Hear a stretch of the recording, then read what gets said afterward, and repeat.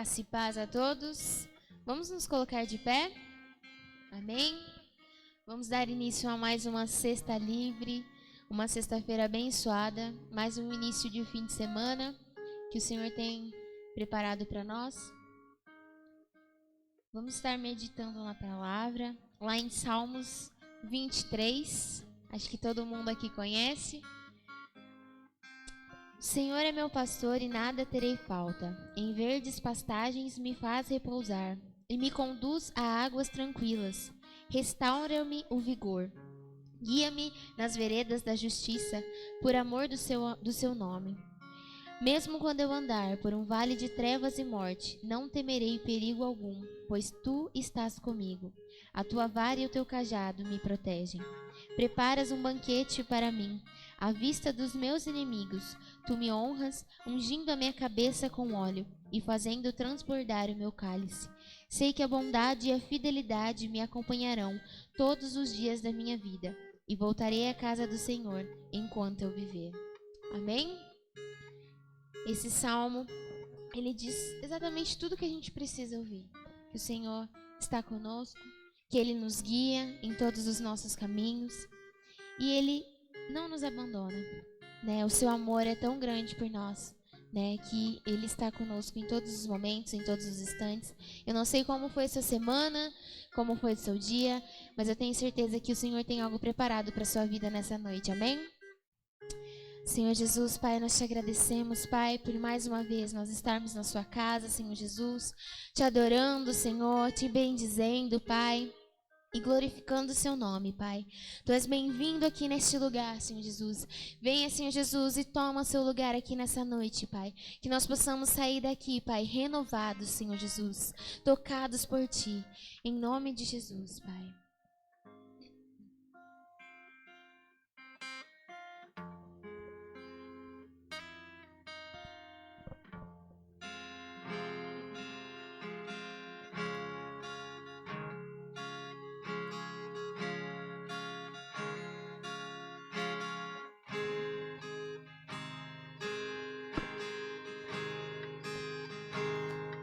Você é bem-vindo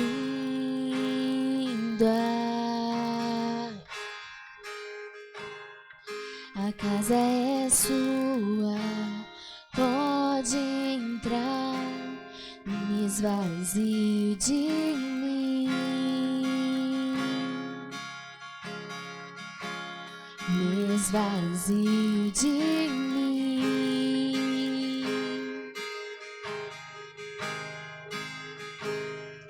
Sopra teu vento, ai.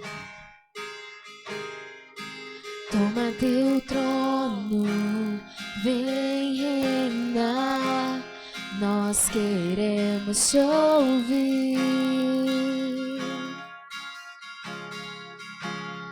Nós queremos te ouvir.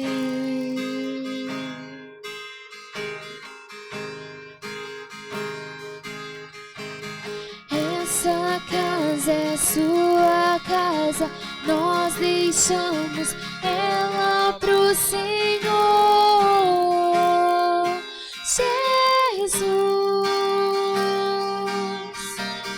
essa casa é sua casa, nós deixamos ela pro Senhor. Jesus, essa casa é sua casa, nós deixamos ela pro Senhor. Jesus, apareça, que o teu nome cresça, enche este lugar, enche este lugar. Apareça, que o teu nome cresça, vem me incendiar, vem me incendiar. Essa casa é sua casa, nós deixamos ela pro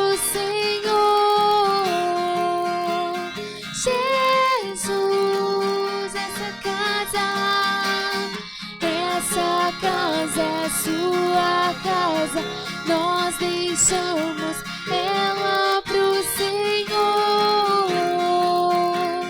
Jesus, apareça, que o teu nome cresça, enche este lugar, enche este lugar. Apareça, que o teu nome cresça, vem me incendiar, vem me incendiar.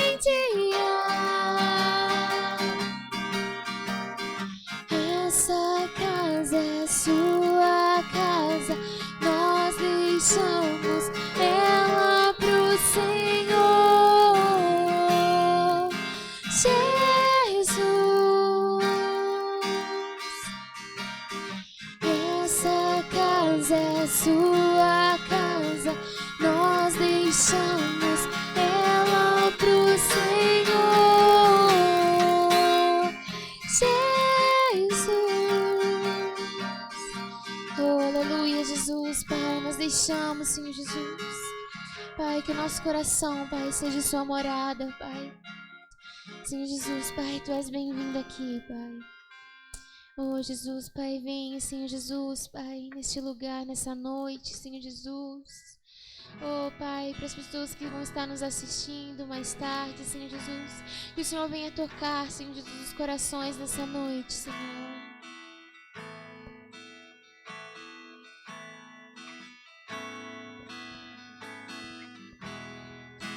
Não há nada igual, não há nada melhor a que se compara a esperança viva.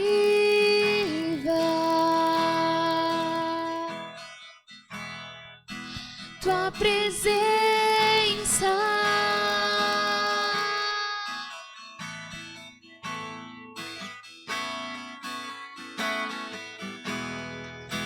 eu provei e vi o mais doce amor que liberta meu ser e a vergonha disso.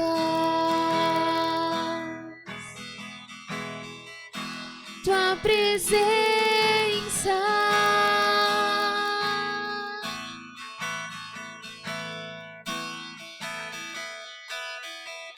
Santo Espírito, és bem-vindo aqui. Vem inundar, encher este lugar. É o desejo do meu coração sermos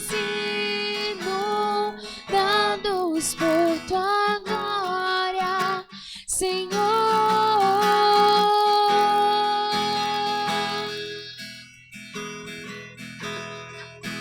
Tua glória, Senhor.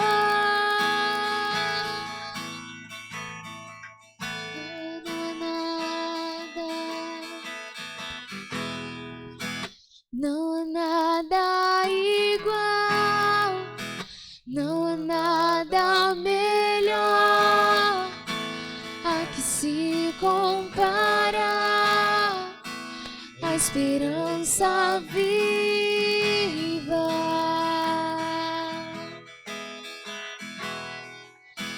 Tua presença,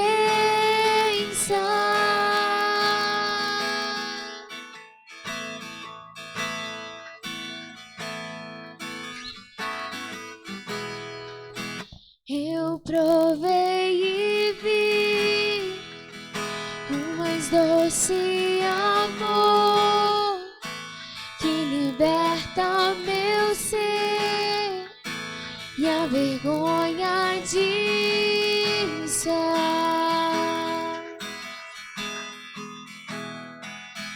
Tua presença,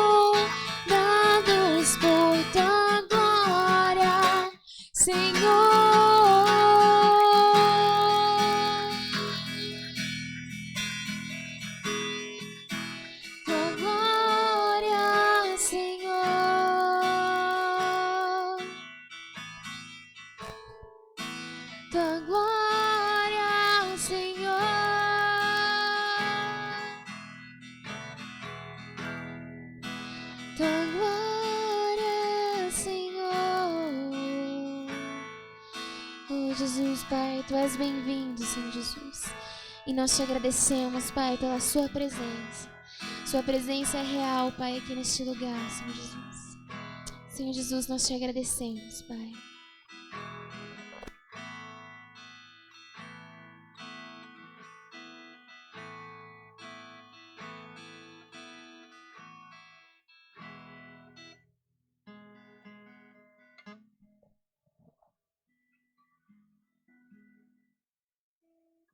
Amém. Glórias ao Senhor Jesus. Continue com seus olhos fechados, meu querido irmão. Hoje é dia de nós buscarmos a presença desse Deus que é maravilhoso. Que você possa ter total liberdade de falar com o Senhor, de expressar sua gratidão, o seu amor, tudo aquilo que Deus já tem feito por você. É motivo de nós agradecermos, é motivo de nós louvarmos aquele que é poderoso, nós exaltarmos aquele que é santo, aquele que é justo, aquele que é verdadeiro. Aleluia. Obrigado, meu Deus, porque até aqui o Senhor tem nos guardado, até aqui o Senhor tem nos sustentado, até aqui o Senhor, meu Deus, tem sido a nossa torre forte, até aqui o Senhor tem, ó Deus, nos dado força, graça, para continuar a nossa caminhada. Em nome do Senhor Jesus nós oramos e agradecemos, ó Deus. Amém, amém, glória a Deus. Podemos assentar, queridos, que Deus abençoe a sua vida poderosamente nesse dia, que você tenha total liberdade na presença do Senhor, que você fique à vontade, né, diante desse Deus que é tremendo, amém? Nós vamos nesse momento ofertar ao Senhor. Eu queria que você abrisse a sua Bíblia lá em 2 Coríntios, no capítulo 9, quando Paulo escreve essa carta àquela igreja, falando sobre contribuição, né? E se nós olharmos, essa igreja, ela tinha um desejo de contribuir, né, para a obra do Senhor. E Paulo aqui falando com a igreja diz assim no versículo 6 do capítulo 9: lembre-se, aquele que semeia pouco também colherá pouco, e aquele que semeia com fartura também colherá fartamente. Cada um dê conforme determinou em seu coração, não com pesar ou por obrigação, pois Deus ama quem dá com alegria. E Deus é poderoso para fazer que lhe seja acrescentada toda a graça, para que em todas as coisas e em todo o tempo, tendo tudo o que é necessário, vocês transbordem em toda boa obra. Como está escrito, distribuiu, deu os seus bens aos necessitados, e a sua justiça dura para sempre. Aquele que supre a semente ao que semeia, e o pão ao que come, também lhe suprirá e multiplicará a semente, e fará crescer os frutos da sua justiça. Amém? Glória a Deus. O texto começa aqui nos alertando a respeito da questão de semear. Eu sempre tenho dito que o agricultor, ele sempre tem em mente que cada ano que passa, ele precisa melhorar a sua colheita. Ele tem que aumentar a sua colheita. Mas para que ele aumente a sua colheita, ele tem que semear mais grãos, né? Se eu semear alguns grãos de milho, ou 10 grãos de milho, eu vou colher uma certa quantidade de espigas de milho. Mas se eu colocar o dobro disso, eu vou colher mais. Então, quanto mais eu tiver a disposição de semear, né, eu vou colher com fartura. É o que diz o texto. Mas é interessante no versículo 7 que o apóstolo Paulo, ele também instrui a não dar algo ao Senhor sem ter alegria. Ele fala assim: cada um dê conforme determinou em seu coração, não com pesar ou por obrigação. Ninguém é obrigado a dar a sua oferta. Nós damos de forma espontânea. Quando Davi falou de construir o templo, não foi Davi que construiu o templo, mas Deus deu essa direção. E ele falou para o povo a respeito da construção do templo. A Bíblia diz assim que o povo voluntariamente levavam as suas ofertas, né? Entregavam a oferta para a construção do templo, né? Então, nós precisamos ter essa disposição de ofertar ao Senhor com alegria, né? Ofertar ao Senhor com o coração pronto, preparado, né? Quando chega essa hora de ofertar, você tenha alegria no seu coração, né? E ele ainda também diz que aquele que supre a semente ao semeador, ele multiplica o pão. Então, meu querido, não fique preocupado. Deus não vai desamparar a sua vida em momento algum. Com certeza, você tem muitos testemunhos. Você que é fiel a Deus, você tem muitos testemunhos a respeito do que Deus tem feito na sua vida, amém? Então, nesse momento, eu vou convidar você a se colocar de pé. Você vai pegar a sua oferta, seu dízimo aí na sua mão.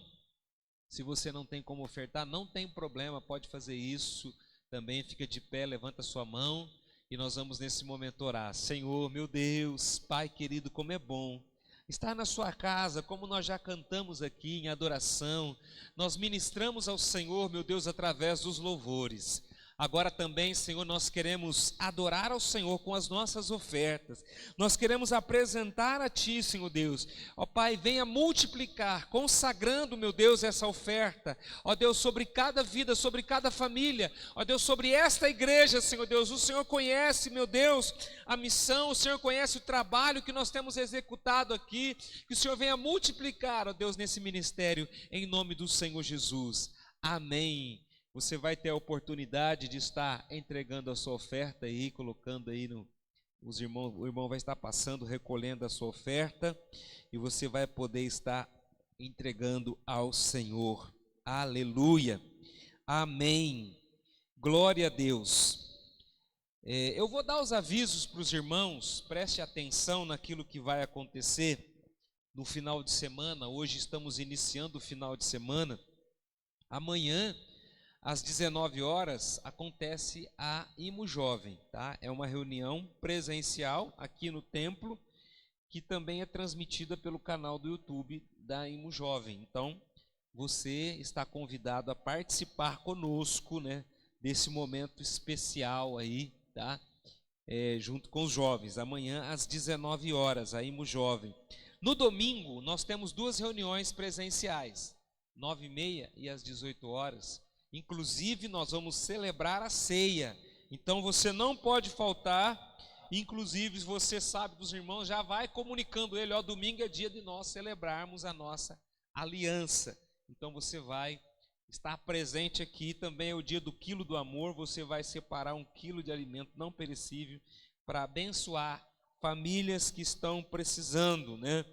Amados, a palavra do Senhor diz assim que a verdadeira religião é cuidar dos órfãos e das viúvas, né? Essa é uma das características, né, de alguém que realmente serve a Deus. Claro que a nossa missão aqui é pregar o Evangelho, mas além de pregar o Evangelho, nós temos um papel muito importante, que é ajudar o necessitado. O nome da nossa igreja é Igreja Missionária, né? Ou seja, o que é a missão? É levar a palavra do Senhor para as pessoas. Mas quando a gente sai do nosso país e vai para um outro país, né, para fazer missões, você não consegue entrar em país nenhum só para pregar o Evangelho. Se você falar assim, eu vou lá na África e eu quero ir lá fazer missões, eu vou pregar o Evangelho. Se você chegar lá, você tem que apresentar um trabalho humanitário que você vai prestar naquele país, senão você não consegue entrar para pregar o Evangelho. Então, além de você pregar o Evangelho, você tem que fazer algo para aquelas pessoas. Inclusive, nós temos ali um grupo de irmãos lá na África, em Moçambique. Já tem uma igreja ali, né, consolidada, mas eles têm um trabalho de alfabetização das crianças, né? Ou seja, vinculado à igreja, existe um trabalho humanitário para as pessoas, para as famílias. Então, isso que é ser igreja, né?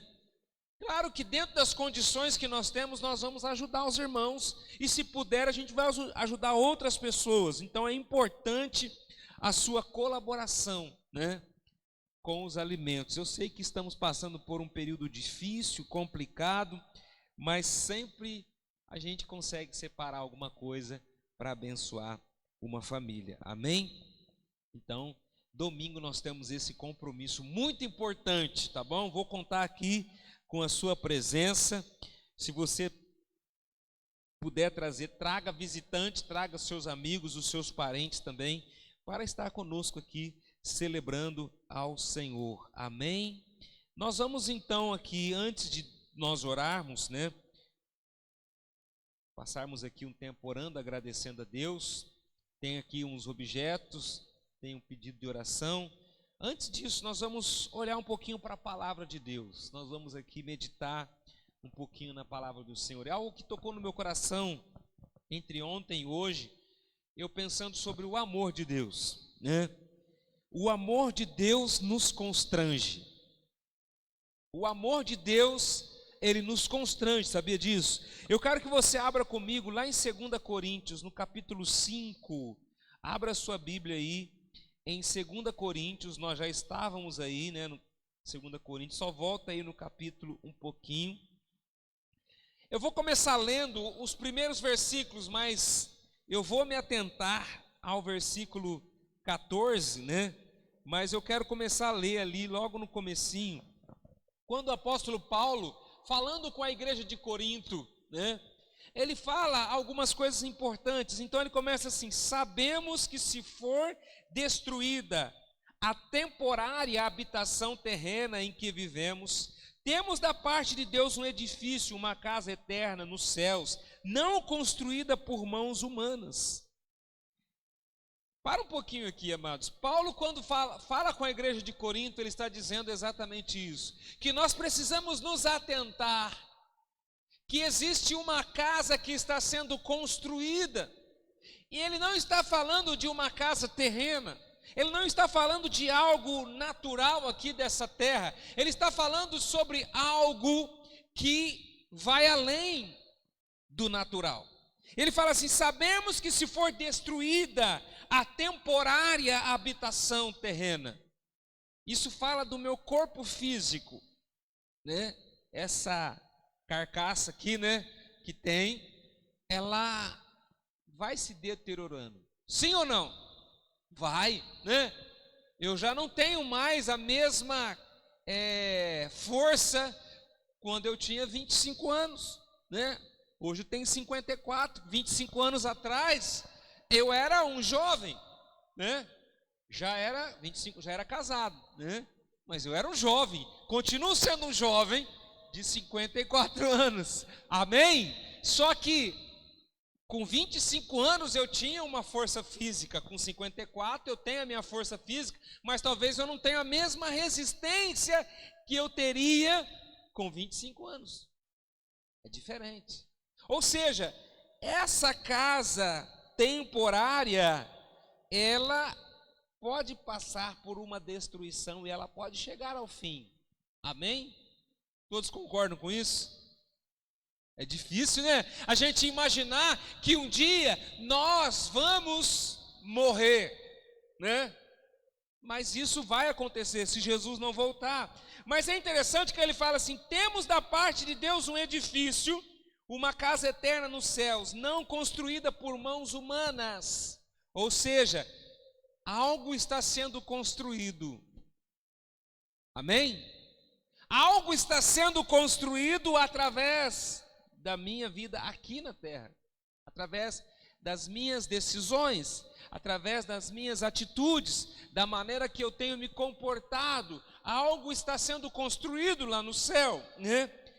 Que, como diz assim, não construída por mãos humanas. Isso fala não pela minha capacidade, não pela minha inteligência, mas sim através da minha maneira, né, daquilo que eu tenho, né, investido para o reino de Deus.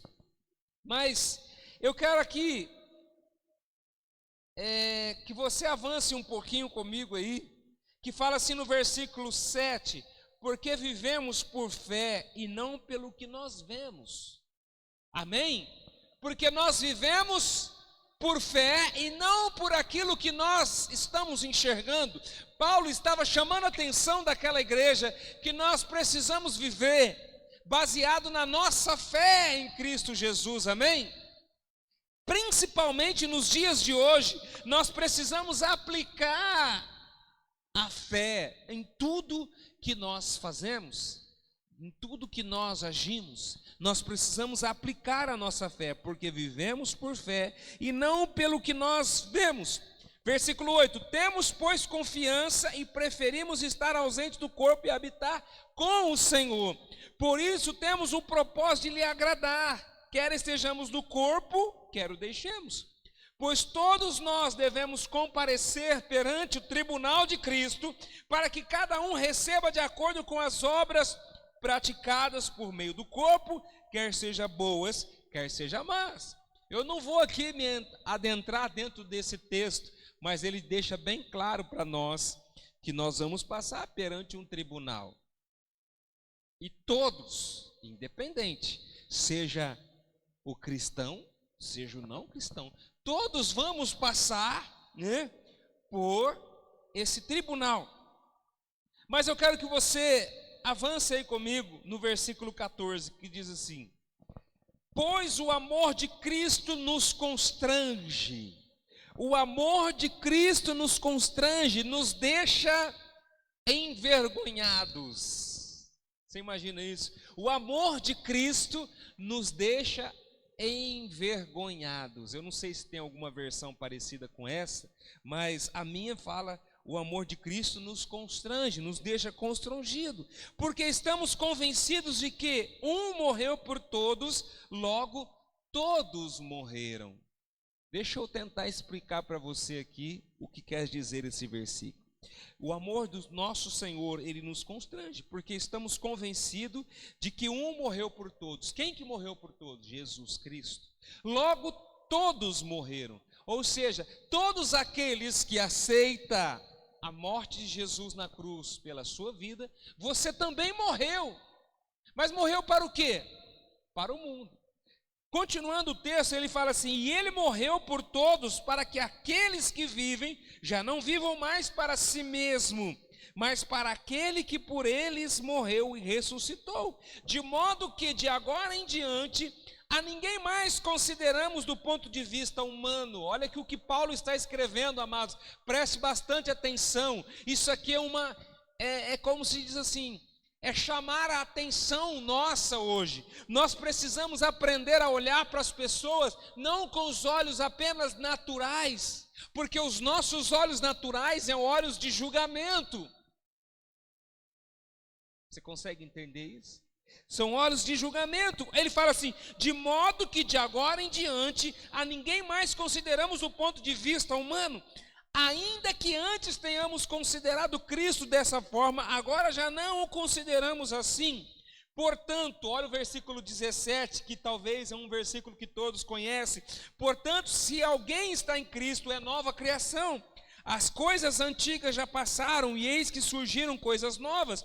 Tudo isso provém de Deus, que nos reconciliou consigo mesmo por meio de Cristo e nos deu o ministério da reconciliação. Glória a Deus.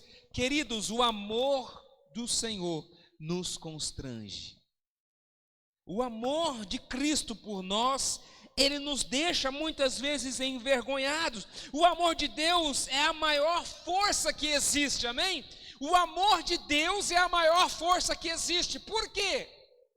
Porque Deus, na sua grandiosa, ou melhor, no seu grandioso poder, ele decidiu entregar o seu Filho Jesus Cristo. Ele decidiu, e Jesus aceitou esse desafio.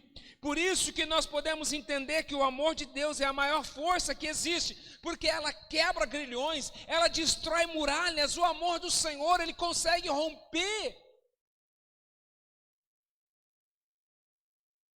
Ele é incomparável, ilimitado e pode quebrar qualquer barreira. Esse amor tem o poder de transformar qualquer situação de mudar até o coração mais endurecido, amém? O amor de Deus consegue até mudar o coração mais endurecido da face da terra. Será que isso pode acontecer? Eu creio que sim. Eu creio que isso pode acontecer. Foi o amor de Deus que originou o plano da salvação. Foi através do amor de Deus por toda a humanidade é que veio o plano da salvação. E tudo foi concretizado, né? Ou melhor, tudo assim foi finalizado quando Jesus decidiu vir e sofreu. Mas tudo deu-se início ainda lá no Jardim do Éden, quando Adão e Eva, que foram colocados naquele lugar ali perfeito, um lugar perfeito, né? Onde tinha tudo para o homem, mas de repente o homem decidiu desobedecer a Deus, tomou uma decisão errada, e ele acabou perdendo aquela conexão do amor de Deus para com a sua vida. Ele próprio se distanciou de Deus, fazendo aquilo que não agradava ao Senhor, comendo do fruto do conhecimento do bem e do mal. E isso lhe trouxe muitos prejuízos. Mas quando a gente olha para a palavra de Deus, o próprio Deus falando ali com Adão e Eva e falando com a serpente, ele diz assim para aquela serpente: o descendente da mulher lhe ferirá a cabeça. Você lhe ferirá o calcanhar, mas ele vai lhe ferir a cabeça. Ou seja, ali Deus já estava falando do seu amor. Do ponto de vista de Deus, ele estava dizendo exatamente isso. Vai chegar o momento em que eu vou enviar o meu filho, a expressão maior do meu amor, a expressão maior daquilo que eu tenho, e eu amo aquilo que eu criei. Deus estava ali dizendo: eu amo o homem, e eu quero restaurar o ser humano. É isso que Deus estava dizendo. E sem esse amor, Jesus nunca teria morrido na cruz. Se Deus não nos amasse, Jesus nunca teria vindo para morrer na cruz, meu irmão. Mas Deus nos ama, então Ele veio para nos resgatar do poder do pecado e da morte. Sejamos gratos todos os dias e louvamos a Deus pelo seu grandioso amor. Será que você já agradeceu a Deus hoje pelo amor de Deus pela sua vida? Será que você já agradeceu? Só de você estar vivo já é prova do grande amor de Deus por você. Agora, quando a gente olha para a palavra do Senhor, nós encontramos muitas referências sobre o amor de Deus. Em Romanos, no capítulo 8, diz assim, no versículo 8, no capítulo 8, versículo 38 e 39: pois eu estou convencido de que nem a morte, nem a vida, nem os anjos, nem os demônios, nem o presente, nem o futuro, nem qualquer poderes, nem altura, nem profundidade, nem qualquer outra coisa na criação será capaz de nos separar do amor de Deus que está em Cristo Jesus, nosso Salvador. Aleluia! Você consegue entender a realidade desse versículo quando Paulo escreve a revelação que Paulo teve a respeito do poder do amor de Deus pela nossa vida? Ele compara isso com tantas coisas. Ele estava convencido que nada poderia separar-nos do amor de Deus. Sabe por que nada pode nos separar do amor de Deus? Porque Deus enviou o seu Filho, que foi a ponte de retorno entre eu e Deus. Então essa ponte não pode ser rompida mais. O homem lá no Éden, como eu falei, ele rompeu essa ponte, ele quebrou isso. Mas Deus, de uma forma tremenda e maravilhosa, através do seu amor, Ele providenciou uma ponte que é inquebrável, que nada, como diz o texto, ele estava dizendo, Paulo, eu estou convencido que nem morte, nem vida, nem anjo, nem demônio, nem presente, nem futuro, nem qualquer poder, nem altura, nem profundidade, nem qualquer outra coisa na criação será capaz de separar o amor de Deus que está em Cristo Jesus, nosso Salvador. Aleluia. Nada. Fala para o seu irmão assim: nada pode nos separar do amor de Deus. Uma única coisa que não é Deus, mas eu é que posso fazer. Eu vou me separar de Deus pelo pecado. Só isso. Mas Deus não separa de nós. Eu é que tomo essa atitude. Então aqui nós vemos esse. Aí a gente vai para o texto-chave da Bíblia, que é João capítulo 3, versículo 16, que todo cristão precisa saber. Todo cristão precisa carregar esse texto no seu coração e declarar todos os dias, porque Deus amou o mundo de tal maneira, é uma versão, porque Deus tanto amou o mundo, é uma outra versão, que deu seu Filho unigênito para que todo aquele que nele crê não pereça, mas tenha a vida eterna. Quando nós olhamos para esse versículo, nós nos deparamos com uma maneira de olhar para o amor de Deus imensurável. É uma maneira que eu não consigo dimensionar, porque está fora da realidade que nós vivemos hoje. Porque tudo que nós hoje falamos, nós sempre temos algo para fazer uma comparação. Então, quando eu vou demonstrar o meu amor hoje em dia por alguém, o que a gente faz? Quando você vai demonstrar o seu amor por alguém, o que você faz?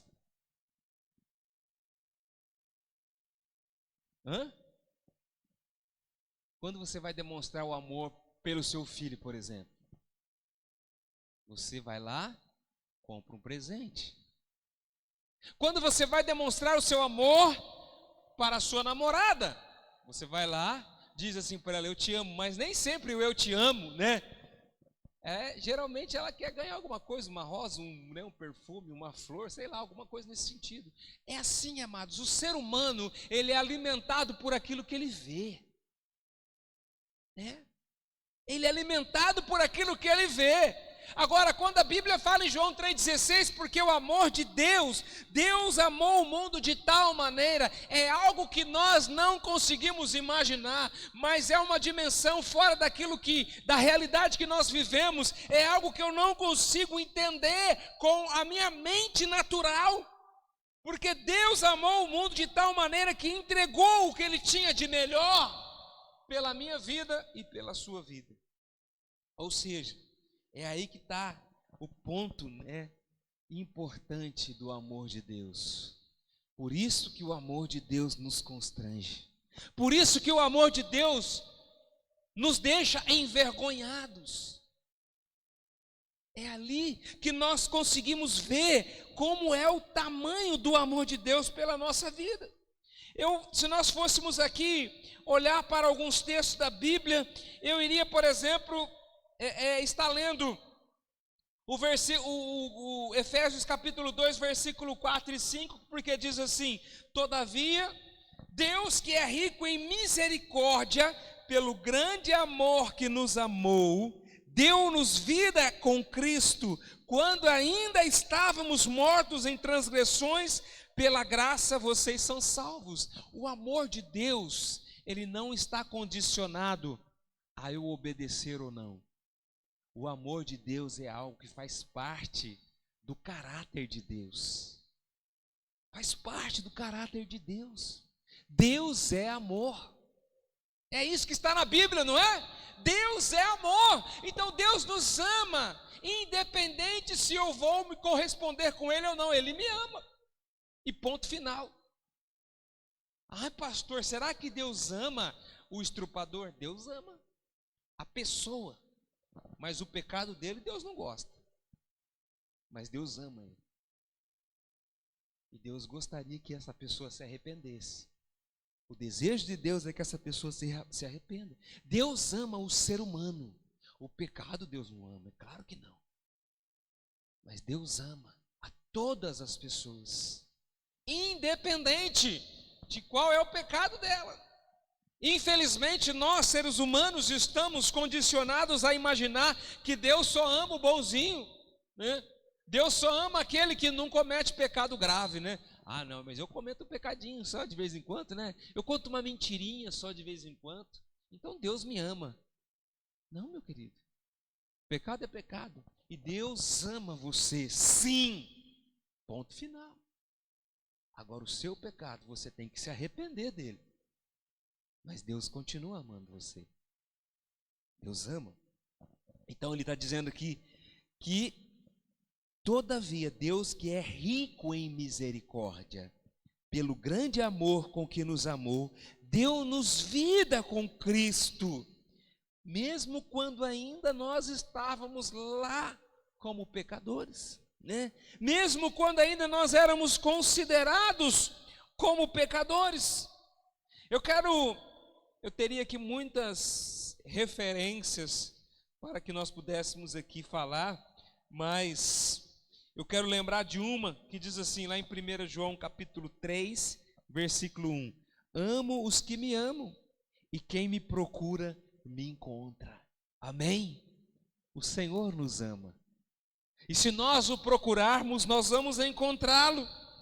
Aleluia!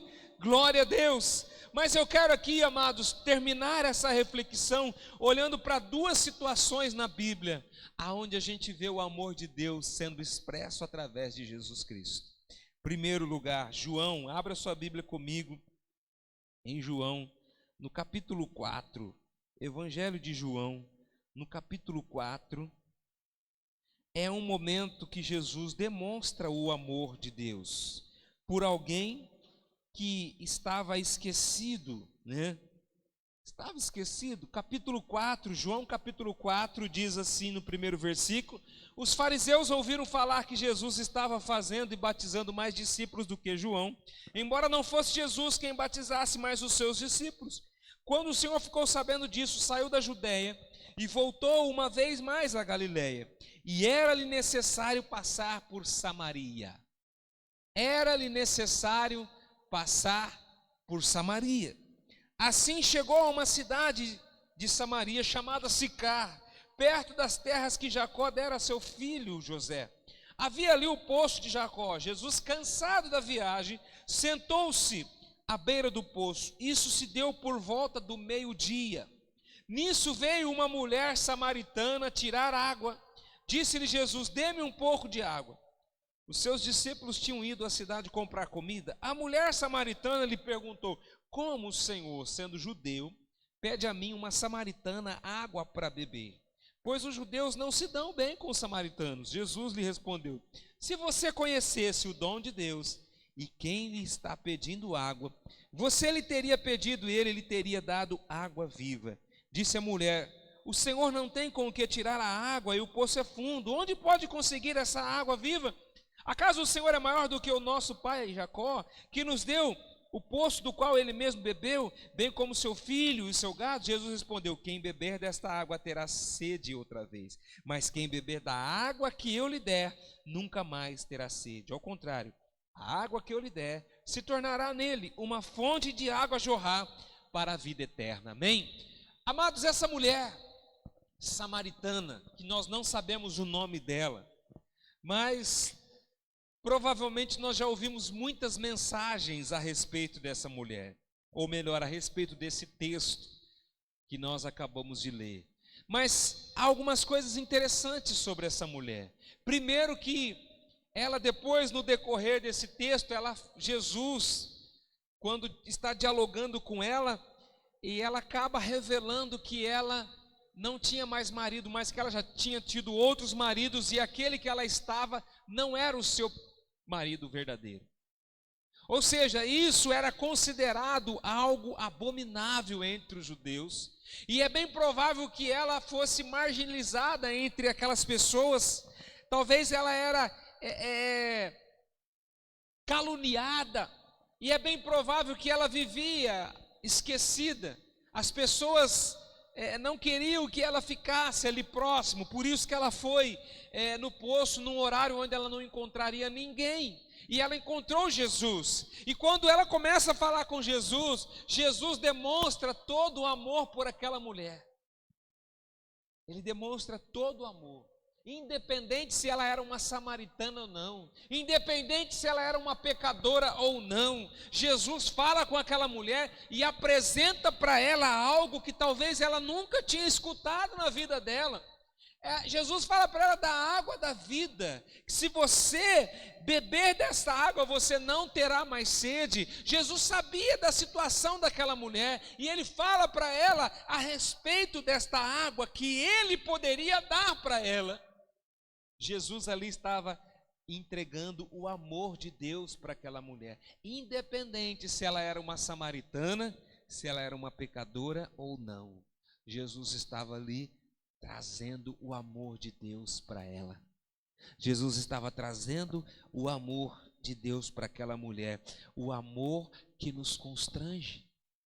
É bem provável que os discípulos, quando chegaram e viram Jesus falando com aquela mulher, mas Jesus, o Senhor está conversando com uma mulher e uma samaritana ainda. Jesus não estava preocupado com isso. Jesus queria demonstrar o amor, um amor incondicional de Deus.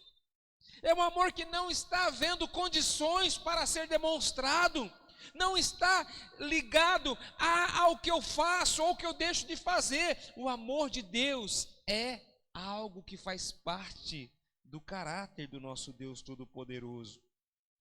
A outra referência que eu gostaria aqui que nós comentássemos, no mesmo Evangelho de João, agora no capítulo 8, vamos aqui. No versículo 1 começa assim: Jesus, porém, foi para o Monte das Oliveiras. Ao amanhecer, ele apareceu novamente no templo, onde todo o povo se reuniu ao seu redor. E ele se assentou para ensiná-lo. O mestre da lei e os fariseus trouxeram-lhe uma mulher surpreendida em adultério. Fizeram-na ficar em pé diante de todos e disseram a Jesus: Mestre, esta mulher foi surpreendida em ato de adultério. Na lei Moisés nos ordena apedrejar tais mulheres. E o Senhor que diz? Eles estavam usando essa pergunta como armadilha, a fim de terem uma base para acusá-lo. Mas Jesus inclinou-se e começou a escrever no chão com o dedo, visto que continuava a interrogá-lo. Ele se levantou e lhes disse: se algum de vocês tiver sem pecado, seja o primeiro a atirar pedra nela. Inclinou-se novamente e continuou escrevendo no chão. Os que ouviram foram saindo, um de cada vez, começando pelos mais velhos. Jesus ficou só com a mulher em pé diante dele. Então Jesus pôs-se em pé e perguntou-lhe: Mulher, onde estão eles? Ninguém a condenou? Ninguém, Senhor, disse ela. Declarou Jesus: Eu também não a condeno. Agora vá e abandone a sua vida de pecado. Parando aqui, queridos, olha que texto interessante. Jesus chega num lugar. Depois de uma festa, tinha acontecido uma festa no capítulo anterior, uma festa, e ali tinha uma multidão de pessoas. E Jesus começa a ensinar aquelas pessoas, e os mestres da lei queriam de alguma forma acusar Jesus de alguma atitude contrária à lei de Moisés. E eles trazem uma mulher que foi pega em adultério. E eles então interrogam Jesus: e agora, como que o Senhor vai tratar essa situação? Eu fui dar uma pesquisada e olhei. Na realidade, queridos, na época da lei, as duas pessoas deveriam ser condenadas a serem apedrejadas, tanto a mulher como o homem. Se os dois fossem pegos adulterando, eles eram condenados a serem apedrejados. Então, eles já estavam ali já com segundas intenções, porque levaram só a mulher. Mas tinha um outro detalhe. Quem dominava o povo naquela época era Roma. E o judeu só podia condenar alguém para a morte se os romanos autorizassem. Ou seja, se Jesus falasse que aquela mulher deveria ser apedrejada, ele estava indo contra a própria lei dos romanos. Então olha a situação que eles colocaram Jesus. Mas é interessante que Jesus abaixa e começa a escrever no chão. Há muitos que pensam assim: o que será que Jesus estava escrevendo no chão? Você já parou? Você já se perguntou o que Jesus estava escrevendo no chão? Eu fiquei pensando nisso. Eu imagino que Jesus estava escrevendo os 10 mandamentos ali. É bem provável que Jesus estava ali e principalmente ressaltando aquele que fala sobre amar a Deus sobre todas as coisas e amar ao seu próximo como a ti mesmo. E aqueles homens, depois de serem de forma assim bem sutil, Jesus colocou aqueles homens contra a parede. Jesus falou assim: se alguém de vocês aqui não tiver nenhum pecado, que atire a primeira pedra. E aí, todos eles saíram de mansinho. E a Bíblia diz que Jesus depois levantou e olhou para a mulher e perguntou. E ela disse: não fui condenada, então eu também não te condeno. O amor de Deus entrou em ação para aquela mulher. O amor de Deus é incondicional. O amor de Deus não está ligado ao que eu faço ou que eu deixo de fazer. O amor de Deus faz parte do caráter do Senhor. E Ele nos ama. Amém? Agora cabe a mim e a você receber o amor de Deus e cumprir aquilo que o Senhor deixou escrito para nós. Eu quero convidar você a se colocar de pé. Nós vamos orar, né, nesse momento. Nós vamos orar a Deus e agradecer, queridos. Eu acho que numa hora como essa, a melhor coisa que eu e você podemos fazer é agradecer ao Senhor pelo amor que Ele tem por nós.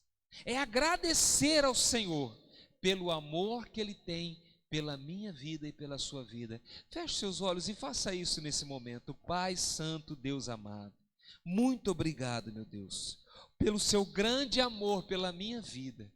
Meu Deus, eu sou grato a Ti, Senhor, pela Sua graça, pelo Teu poder.